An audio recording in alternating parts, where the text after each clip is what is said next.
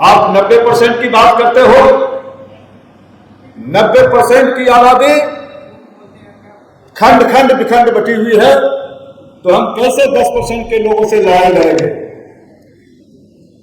आप तो शिकायत करते हो कि 10% लोगों के पास जुडिशरी है, मीडिया है, ब्यूरोक्रेसी है, एजुकेशन सेक्टर है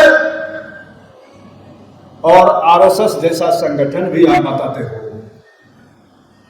आरएसएस अपने आप में एक इतना बड़ा स्ट्रॉन्ग संगठन है जिससे लड़ने के लिए जब तक 90% बहुसंख्यक आबादी साहस नहीं जुटा पाएगा तो कभी उसका मुकाबला नहीं कर पाएगा। और मैं दावे के साथ कहता हूं कि आपके पास साहस का साहस नहीं। हमारे पिछड़े वर्ग से, दलित वर्ग से, आदिवासी वर्ग से और अनुसूचित जाति वर्ग से जो लीडर आते हैं, कुछ लोग ये ताकत दिखाने की जब बात करते हैं तो उसके पास सीबीआई भी जाती है, ईडी भी जाती है, इनकम टैक्स भी जाती है और तमाम तरह के सरकारी सिस्टम, जुडिशरी में भी उसे प्रताड़ित किया जाता है, तमाम तरह के सिस्टम उसके खिलाफ लग जाती है और हमारा ही 90% बहुसंख्यक समाज ताली बजाता है कि फलाना आदमी जेल जा रहा है, फलाने के घर सीबीआई जा रहा है, फलाने के घर ईडी जा रहा है, फलाने को बेल नहीं मिल रहा है। अरे भाई, आप डटे हैं, जब तक एकजुट नहीं होंगे तो कोई लड़ाई बटा हुआ समाज नहीं जीत सकता है। कि सभी लोग पहले बैलेट पेपर से चुनाव कराने की मांग करें, तब चुनाव में जाए, तभी उसके साथ जस्टिस हो पाएगा, अन्यथा जस्टिस दूर दूर तक नहीं दिखेगा। मैं हरियाणा के चुनाव प्रचार में था,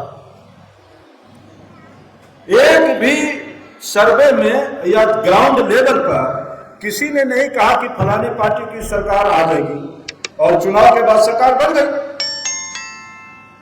भाजपा की सरकार बन गई। मैं थोड़ा नाम ले लेता हूं, मैं इसमें ऐसा कोई कमेंट नहीं करता हूं कि किसी को दिक्कत हो, तो भाजपा की सरकार बन गई।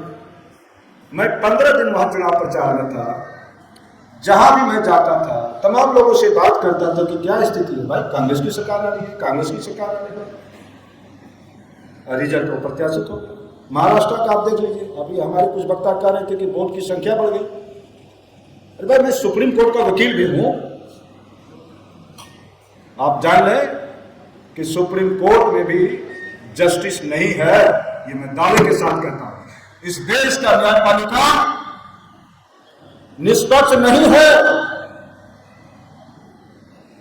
जब तक न्यायपालिका निष्पक्ष नहीं होगा तो पिछड़े दलित अकलियतों को हक और सम्मान कहां से मिलेगा, न्याय कहां से मिलेगा? भाई, हाईकोर्ट और सुप्रीम कोर्ट के जज की नियुक्ति कॉलेजियम सिस्टम से होती है। ये कॉलेजियम सिस्टम है क्या? जिला में जज की नियुक्ति कमीशन से होती है, वहां पारदर्शिता है कि आपको मेरिट है, आप डिस्ट्रिक्ट में जज बन जाते हैं। लेकिन हाई कोर्ट और सुप्रीम कोर्ट के जजों की नियुक्ति सिफारिश के माध्यम से होती है और सिफारिश कराने की ताकत बहुसंख्यक समाज को नहीं है हाई कोर्ट और सुप्रीम कोर्ट के जज बनने के लिए। आप कहते हैं कि न्याय, अरे अभी तो आजाद भारत में अंबेडकर ने जो संविधान बनाया उस पर हम लोग आगे बढ़ रहे हैं। और बुरा नहीं मानिएगा, अगर किसी को लालू यादव का नाम बुरा लग जाए तो मैं बोल देता हूं। अंबेडकर के बाद अंबेडकर ने संविधान बनाया और उस संविधान को अगर किस जमीन पर किसी ने उतारा तो माई का लाल लालू प्रसाद यादव है, जिसके बदौलत आज पिछड़ा दलित अकलियत मान सम्मान के जीवन जी रहा है। भले ही उसे भ्रष्टाचार के आरोप में जेल भेज दिया गया हो, वो लड़ाई मुलायम सिंह यादव भी नहीं लड़ पाया, शरद यादव भी नहीं। मैं यादव की भी बात कर रहा हूं कि शरद यादव, मुलायम सिंह यादव के देशी सास लालू प्रसाद यादव ने किया, जिसके बदौलत आप इस देश का पूरा पिछड़ा दलित अकलियत समाज कहीं भी किसी भी मंच पर दावे के साथ बोलता है, ताकत के साथ बोलता है, बिना भय और डर के साथ बोलता है। और आजाद भारत का दूसरा अंबेडकर और लेनिन अगर कोई है तो लालू प्रसाद यादव है, मैं किसी पक्षपात के बात से नहीं बोलता हूं, मैं खुद कांग्रेस की राजनीति में रहा हूं। चौधरी साहब, वो जमाना भी मैंने देखा है कि कुर्सी पर बैठता था जब सदर नेताओं के सामने, तो मुझे आंख उठा करके तरेर देते।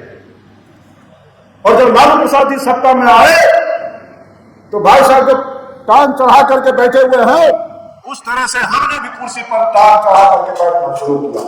ये लालू प्रसाद यादव का देन है।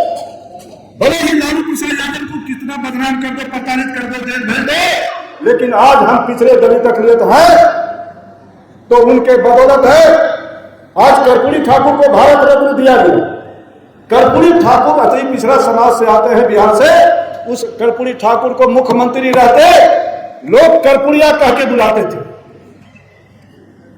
लालू प्रसाद जब तक मुख्यमंत्री रहे, मैं कांग्रेस में रहा हूं 25-23 साल, ललुआ कह के बुलाते थे, कर्पूरिया कह के बुलाते थे, ललुआ कह के बुलाते थे।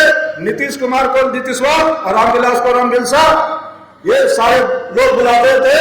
क्या क्या नहीं पिछड़े दलित अकलियतों के लिए अपमानजनक भाषा का प्रयोग इस देश का 10% सवर्ण समाज करता था और आज भी करता है।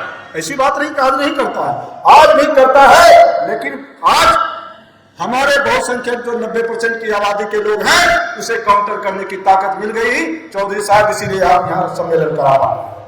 नहीं तो आपको सम्मेलन भी नहीं कराने देता, सम्मेलन भी नहीं कराने देता।